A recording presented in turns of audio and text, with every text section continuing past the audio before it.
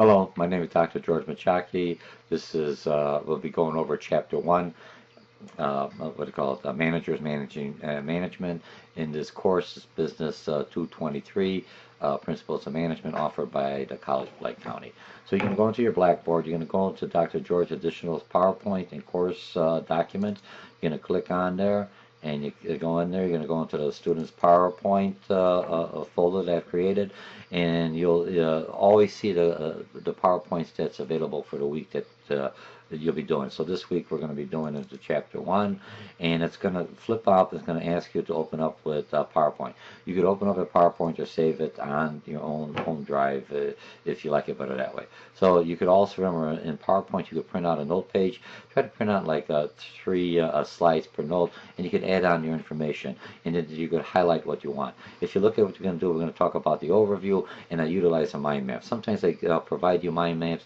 Other times I'll just utilize the condensed version of PowerPoint. Remember, in Blackboard, you also have the publisher PowerPoints. You may have additional PowerPoints that I may be presenting in this quick 15-minute video clip. Okay, so what you have to do in PowerPoint, I'm not going to do in there. If you want to just look at it as a slide, the way I would usually do, I just go slide presentation, and I'm going to go from the beginning. Okay, so I'm not going to record. I'm recording this in 2 separate programs. So I utilize concept maps. Now, concept maps gives you a general idea of the whole subject matter. I haven't created concept maps for every chapter here, but I may be in the process. I'm trying to do the live recordings first, and so they may come down within the course time if I have time to do that. So first of all, a quick overview of the chapter.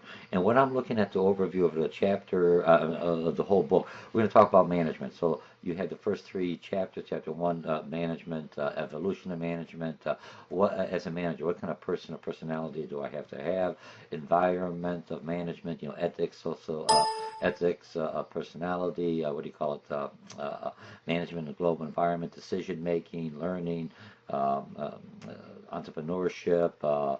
You have other ones. You may not see this because I have my little picture in here, but it basically covers is organizational structure. There's a whole course on organizational structure. How do I control from a managerial perspective? And you're going to go leading individuals. Performance, leadership. This is basic importance of a management. Remember the difference between a first line supervisor and a manager. First line supervisor, when we go into, is going to be very condensed. He or she is, their span of control are just the 10 individuals that work for them. They're very technical, savvy, for lack of better words. They have to know how to enter data and everything else, because they're the ones actually showing individuals. Where management is the next level up. As a manager, I may have 150 employees that I manage, but I basically only really manage 10, because I have 10 direct reports or first-line supervisors, and they have 10 or 15 individuals. So management, you're at a larger, at a next level up. So you're looking at managing managing a whole department instead of just managing a small team or team leaders that you're familiar. So that's the difference between supervision, and there's courses here in supervision. You have to know the face-to-face, and this one's management. I'm more on the conceptual and the broader, the larger picture of a department, and how do I change it going forward or maintain it, and how do I bring people into the department, and that's what this whole book is about. So when you're taking this course, you have to look at the chapters. You're looking at it from a managerial perspective, not a first-line supervisor, not a team leader, as a managerial perspective. And a managerial perspective would be a similar perspective that you would be looking at if you would be a small business owner. As a small business owner, you're also a manager, all right? You're a first-line supervisor, but then you're also a middle manager or top management, all combined in one condensed package. Okay, and then so you're going to find this, how do you do effective communication, how do I manage conflict, and usually a lot of things is conflict. And first line supervisor, you can see it coming, you can control it. As a manager, when we're going to be doing cases and other kind of assessments and skills, you're always going to see it after the fact. You're almost like a judge. If you're there, it's easier to manage and say, here's what happened. But you're going to have the cases. You're going to have your direct reports, or to employees, or the union, or someone's going to bring you, here's the scenario, what happened within your team. And you, as a judge or an arbitrator or as a manager, have to figure out what is going to be the correct course of action. If it was something that me as a manager did wrong, I should pay for it. If it's something that my direct report did wrong, they should pay for it. If it's something the employee did wrong, they should pay for that too, also with the disciplinary action or whatever. Or if they did something right, they should be rewarded, okay?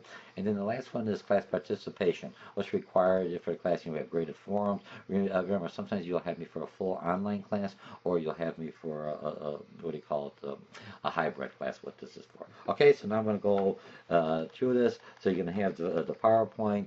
Now, if I'm looking at good managers, we'll discuss. And if you look at this one, if you look at Office, in Office he tries to be a good manager, but sometimes you can see that his he tries more, and it's just not working out. And a lot of the issues with the management, or a lot of people, especially first line supervisor management, you haven't been trained. By coming to the class and taking this online class, you at least will have some kind of a template or a format of what you should look out for. Okay, so this is kind of good. Here's just a movie, a short video clip on this. If you're taking me for a face-to-face class, it basically would talk about who's the manager. The customer's the manager, the individual there, he or she's empowered as a manager, and then the manager's a manager. So you basically have three managements, but you have to make sure as a management that everyone knows what's doing. Okay, so if I'm looking at objectives, management, social process, what is management?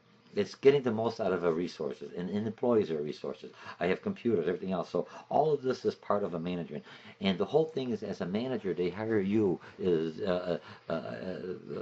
an individual to get things done through other people. And how do I do it? I'm not saying manipulate, but you have rules and procedures, and you help, you coach, you mentor, you train. This is everything else that a manager does, okay?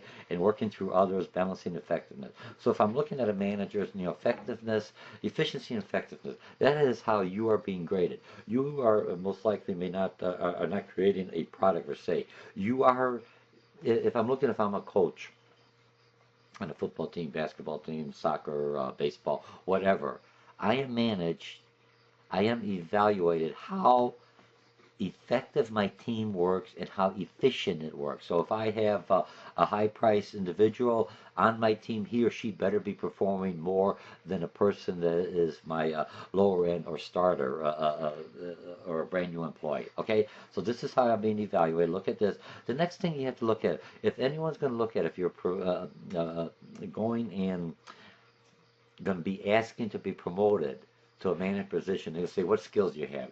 All managers have these skills. They plan, they organize, they lead, they control. Remember, so this is part of management. So all these skills are part of a management skill. The next one is, a priority. Remember, top managers, middle manager, first line manager, your plan is only for the week. Middle managers, it's maybe for a month, for a year. Top manager, maybe for a 5-year period, a 3-year period.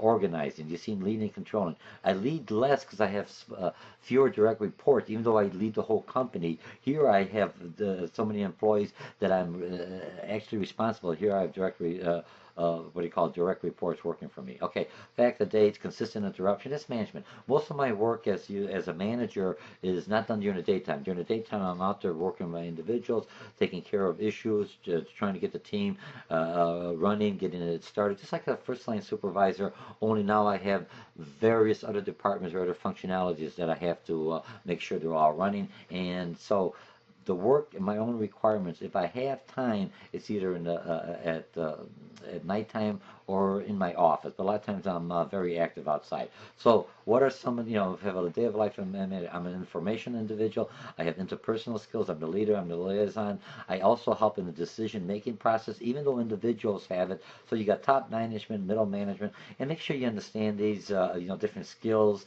It's just another viewpoint. Go through this. Make sure the theory, definition, concepts. So what you're learning, I have the ability. First of all, you want to make sure if you're a business owner or you want to be a manager, if you want to get promoted within any kind of organization, small or larger, you have to take a leader position. Someplace in your career, you have to manage somebody at one time. How could you manage?